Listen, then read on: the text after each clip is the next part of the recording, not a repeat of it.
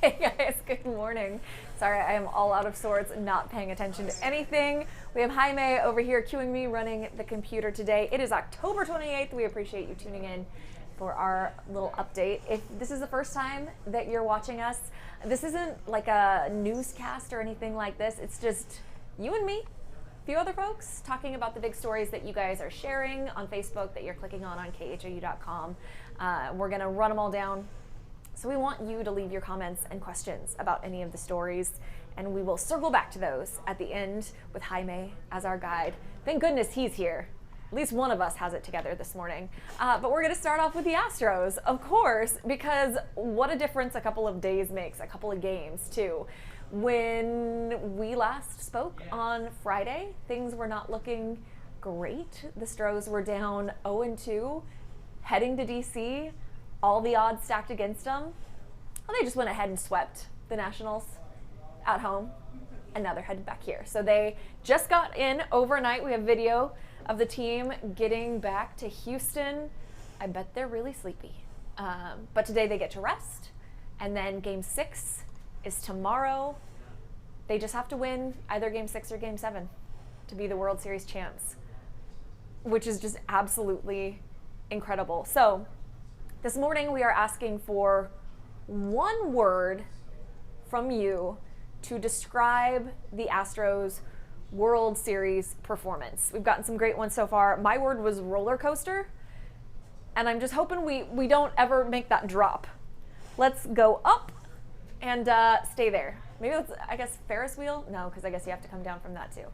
We'll go with roller coaster. So go ahead, write your word. I'll give you a second to think of something good. Type it up, and we'll come back and go over those in a minute. Want to talk about some of the big moments from the game that didn't happen on the field? One of them is this guy. He just let it hit him right in the chest or the gut. Yeah. That's and he just let it hit him right in the chest or the gut. Hitting that guy square in the chest. He does not drop his beer, he just let it hit. He does not let double fisting beers keep him from catching that home run. Yeah, a legend is born. Pretty amazing. And then up next, can they hear this, Jaime? Is the sound up? I'm turning it up.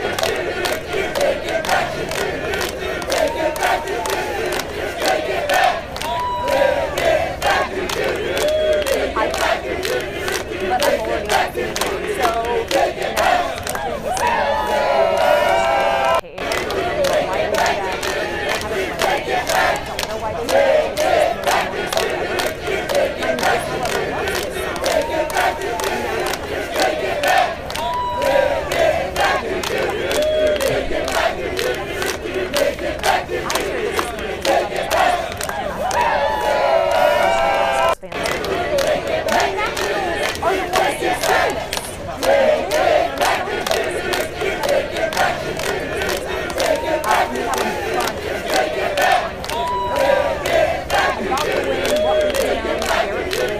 stellar performance, everything you want to read.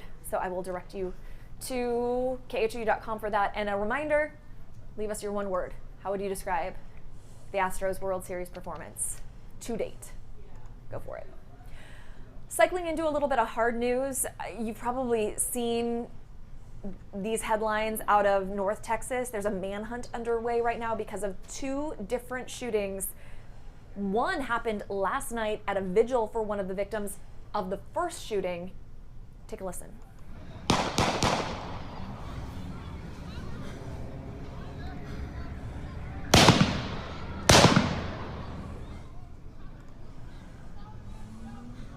How terrifying is that?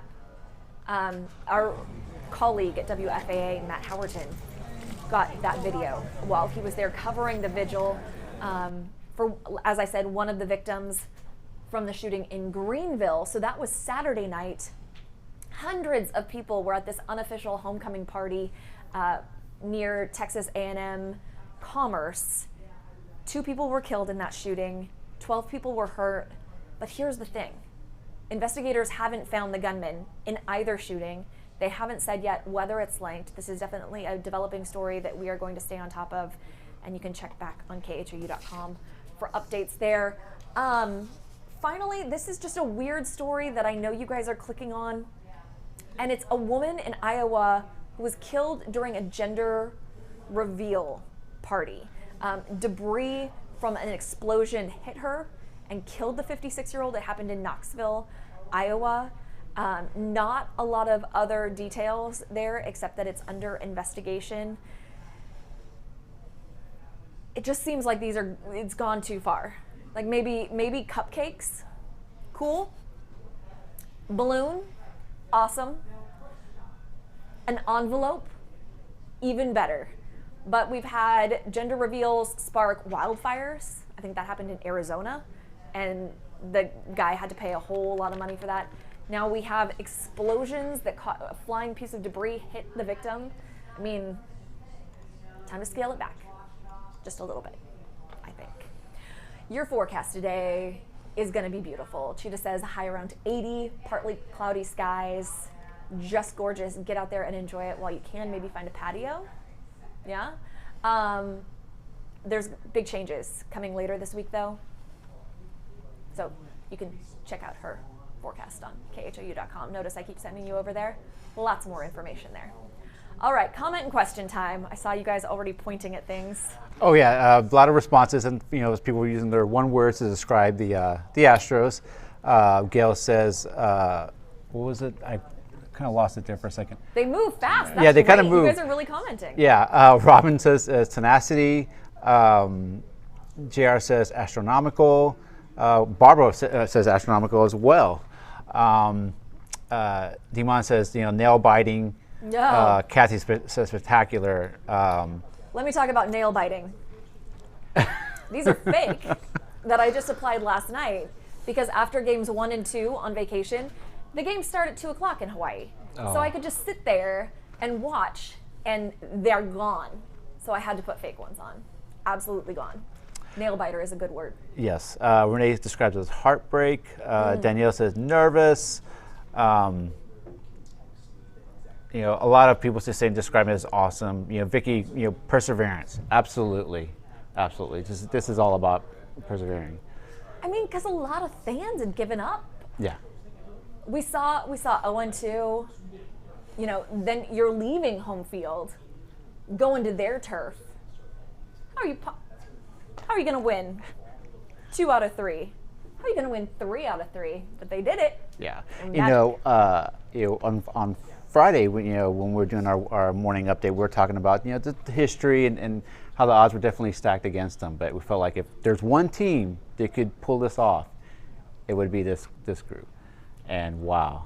Julia Morales tweeted out a stat, maybe it was on Thursday or Friday, and it was something crazy, like teams with home field advantage that lost the first 2 games, most of them went on to win. It was something crazy that you wouldn't expect. I can't remember exactly what it is. If I find it, I'll share it down below. But I thought it was really fascinating. Yeah. And I didn't get to see much of Game 3, but I definitely got to watch all of 4 and 5. But it's not even so much. They've won these 3 games on the road, but in the fashion in which they've done them, the bats finally came alive, and then just like the grand slam from Bregman on Saturday night was just like wow. When the biggest issue that they faced was leaving runners stranded. Never can just score. Well, and all the Alvarez hasn't really been there this postseason, and he showed up last night. Bregman's bat had been quiet. Even, he slept with it and he had that one good game. I don't know if he's still sleeping with it. I think he should always sleep with it. We should all take turns with Bregman's bat, whatever gives it luck. But he finally fired up. Correa has been awesome as well. And then the pitching staff. Not having Scherzer last night was interesting. Yeah. Because I'd like to go through, you want to beat the best. Right. And if we have to go to a Game 7, I think we'll face him again. Face him again, yeah. I was really happy for Yordan Alvarez because he's a young guy, and it's good to finally see him get it going because my fear was that this was going to haunt him, that like this postseason performance, not being able to. Because he was on fire during the regular season. my He had God. 27 home runs. He was amazing, yeah. And then dead quiet. Yeah. Anyway, thank you everyone for leaving your comments and questions. I'm gonna go back through them here in a minute as soon as I pop off here. But keep them coming, and there's another update at 2:15. Otherwise, we will see you tomorrow. Have a good day.